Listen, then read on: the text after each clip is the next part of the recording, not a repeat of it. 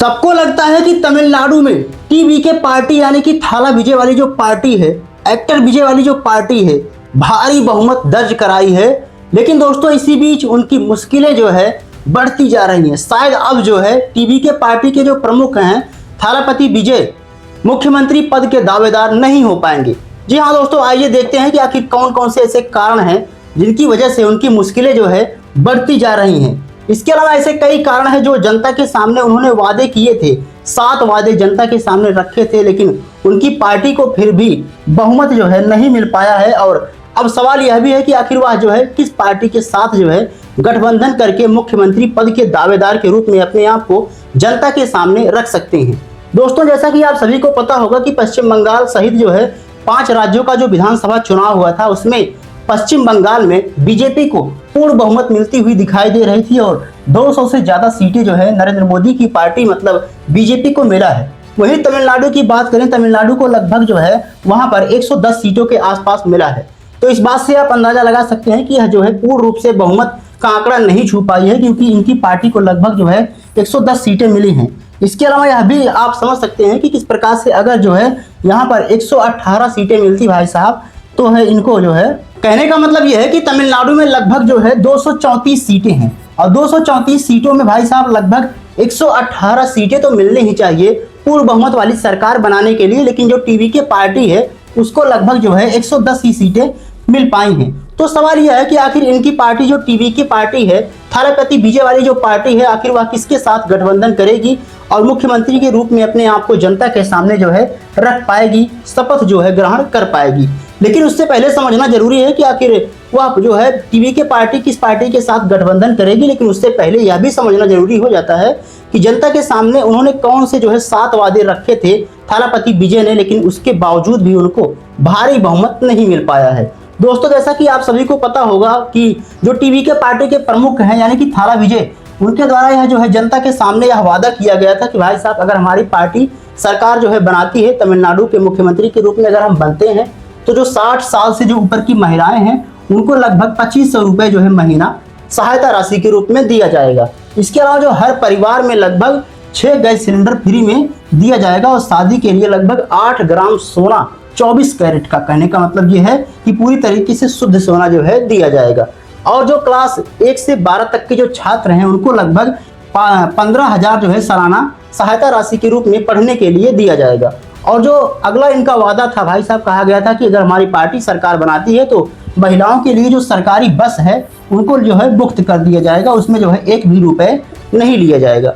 इसके अलावा जो युवा हैं जो बेरोजगार हैं उनको जो है बेरोजगारी भत्ता के रूप में लगभग 4000 महीना जो है दिया जाएगा रुपया। और जो किसान हैं, किसान भाई हैं, जो किसान मजदूर हैं, जो माताएं हैं, उनको लगभग जो है अगर उनकी खेती 5 एकड़ के करीब है तो जो उनका जो कर्ज है 50% तक जो है माफ कर दिया जाएगा। ये सभी वादे जो है जनता के सामने टीवी के पार्टी के प्रमुख जो थालापति विजय हैं, जो काफी ज्यादा उनकी फैन फॉलोइंग है, उन्होंने जनता के सामने रखा था। हालांकि उनकी जो है पार्टी, टीवी के पार्टी जो है वह पूरी तरीके से सरकार बनाने में सक्षम नहीं है।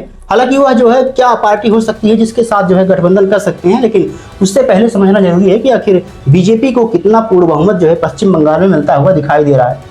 जैसा कि यह दावा किया गया है कि जो पश्चिम बंगाल में डबल सेंचुरी भाई साहब लगा चुकी है बीजेपी, कहने का मतलब यह है कि 200 से ज्यादा सीटें जो है बीजेपी को मिलती हुई दिखाई दे रही हैं। तो वहीं टीएमसी जो है तृणमूल कांग्रेस को उसको लगभग 85 से ज्यादा सीटें दिखाई दे रही हैं, और जो लेफ्ट वाली पार्टी है उसको लगभग 3 से 4 सीटें उसको मिलती हुई दिखाई दे रही है। इसके अलावा जो असम वाली पार्टी है, असम में जो राज्यसभा जो विधानसभा चुनाव हुआ था वहां पर भी बीजेपी की सरकार बनती हुई दिखाई दे रही है।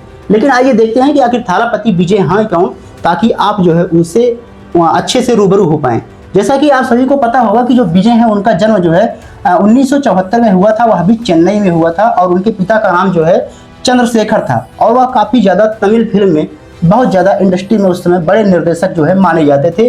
और जब जो थालापति विजय थे, जब 10 साल के ही थे, 10 साल की उम्र में ही उनका जो सबसे पहले जो मूवी में जो डेब्यू हुआ था वह बेत्री चाइल्ड जो है आर्टिस्ट के रूप में उनका डेब्यू किया गया था।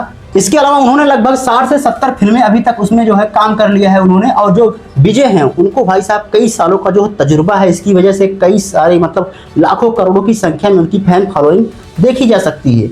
इसके अलावा आपको शायद पता होगा कि जो 2020 में उनका जो फिल्म आया था मास्टर, उसमें भाई साहब शूटिंग के दौरान भाई साहब इनके ऊपर जो है इनकम टैक्स वाले रेड डाल देते हैं और यह जो है पूरी तरीके से सिनेमा से संन्यास ले लेते हैं। और 2024 में अपनी खुद की पार्टी जो है टीवी के पार्टी बनाकर भाई साहब राजनीति में कदम रख लेते हैं, राजनीति में हिस्सा ले लेते हैं। और अब जाकर उनको बहुत ज़्यादा बहुमत जो है तमिलनाडु में मिलता हुआ दिखाई दे रहा है।